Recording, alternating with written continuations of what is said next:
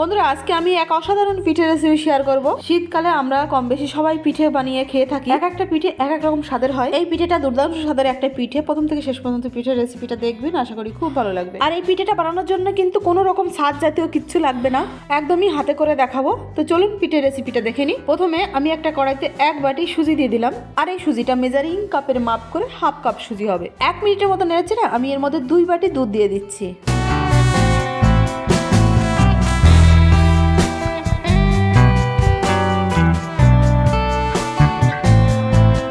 দুধ সুজিটা নেড়ে ছেড়ে আমি এর মধ্যে আধা বাটি খেজুরের গুড় দিয়ে দিচ্ছি। গুড়টা ভালোভাবে মিশিয়ে নিতে হবে।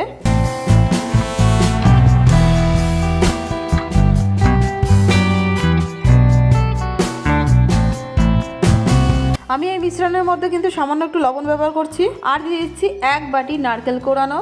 এবারে এই সব উপকরণ একসাথে একটু ভালোভাবে মিশিয়ে নিতে হবে।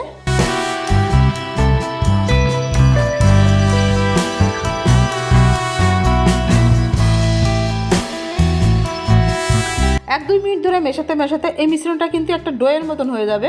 আমি এই ডোটা প্লেটে নামিয়ে নিচ্ছি। আর এটা কিন্তু খুব শক্ত না, একটু নরম টাইপেরই আছে। ঠান্ডা হতে হতে আর একটু শক্ত হয়ে যাবে।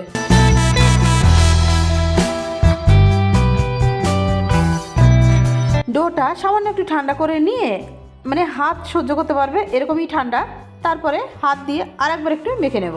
আর এখানে কিন্তু আমি এই যে ছোট সাইজের গোল টাইপের একটা চামচ নিয়েছি। প্রথমে আমি এই মিশ্রণ থেকে অল্প অল্প মিশ্রণ নিয়ে গোল গোল করে নাড়ুর মতন করে পাকিয়ে রাখবো। মানে নাড়ুর মতন অতটা সুন্দর করা লাগবে না, কোনো মতে গোল হলেই হবে। এরকম যতগুলো হয় গোল গোল আকারে আমি ততগুলোই করে নেব। আর যে চামচটা নিয়েছিলাম এবারে কাজে লাগাচ্ছি। এই গোলাকার ডোটা চামচের মধ্যে দিয়ে হাতের তালু দিয়ে এইভাবে একটু চেপে নিলেই এই যে কি সুন্দর উঠে যাচ্ছে। আর এই শেপটা সুন্দর গোল করার জন্যই কিন্তু আমি চামচটা ব্যবহার করলাম, কারণ আমার কাছে কোনো ছাঁচা নেই তো। আর এই পিঠেগুলো একটু ডিজাইন করে বানালেই দেখতে ভালো লাগে, খেতেও ভালো লাগে। সবগুলো আমি এরকমভাবে বানিয়ে নেব। এরপরে ডিজাইনটা কি করে দিতে হবে সেটা দেখাচ্ছি। এখানে আমি একটা তুত স্টিক নিয়েছি। আর এই তুত স্টিকটা আগাটা মাঝখান দিয়ে এইভাবে ধরে এই যে নিচের দিকে হালকা একটু চাপ দিতে হবে। আর এই যে এইভাবে সব জায়গায় ঘুরে ঘুরে সব জায়গায় দাগ দিতে থাকবো। আর এটা কিন্তু লাস্টে একটা সুন্দর ডিজাইনের মতন হয়ে যাবে।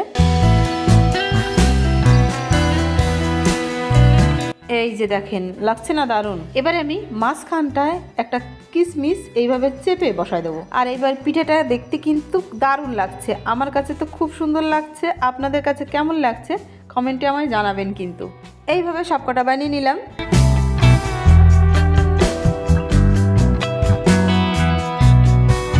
এদিকে আমি 500 ml দুধ ওই একই কড়াইতে জাল করতে বসিয়ে দিয়েছি। আগে থেকে দিয়ে দিচ্ছি কিঞ্চিত পরিমাণে সামান্য একটু লবণ। আমি সব পিঠের রেসিপিতে লবণ ব্যবহার করি, সামান্য একটু। মিষ্টির জন্য দিয়ে দিলাম স্বাদ মতো খেজুরের গুড়। হাতের কাছে যদি খেজুরের গুড় না থাকে তাহলে কিন্তু চিনি দিয়েও করতে পারেন, সেটাও খুব ভালো লাগে। গুড় দিলে এই যে সুন্দর একটা কালার এসে গেছে দুধের মধ্যে। আর পিঠের মধ্যেও এই কালারটা হবে না, চিনি দিলে সাদা সাদাই হবে, সেটাও আবার দেখতে ভালোই লাগবে। ঢাকনা দিয়ে ঢেকে আমি 5 মিনিটের মতো জাল করে নেব। 5 মিনিট পর গ্যাসের ফ্লেম অফ করে দিয়ে ঢাকনা দিয়ে ঢেকে আমি আরও 10 মিনিটের জন্য রেখে দেবো। এইভাবে পিঠাটা কিন্তু পুরোপুরি রেডি হয়ে গেছে। এবার পরিবেশন করার পালা। আর এই পিঠাটা বানানোর পরে 12 থেকে 24 ঘন্টা রেখে দিলেও কিন্তু খুব সুন্দর নরমই থাকবে, কোনো মতে শক্ত হবে না। এক কথায় দারুণ দারুণ খেতে পিঠেটা। তো বন্ধুরা, পিঠের রেসিপিটা আশা করি সকলের কাছে খুবই ভালো লেগেছে। ভিডিওটি ভালো লাগলে অবশ্যই একটা লাইক করবেন। চ্যানেলে নতুন বন্ধু হয়ে থাকলে অবশ্যই সাবস্ক্রাইব করে রাখবেন। আমি ফিরে আসছি আর একটা নতুন সাথে রেসিপি ভিডিও নিয়ে। ততক্ষণে সবাই খুব খুব ভালো থাকবেন, সুস্থ থাকবেন, আমার সাথে সদা সর্বদা জুড়ে থাকবেন।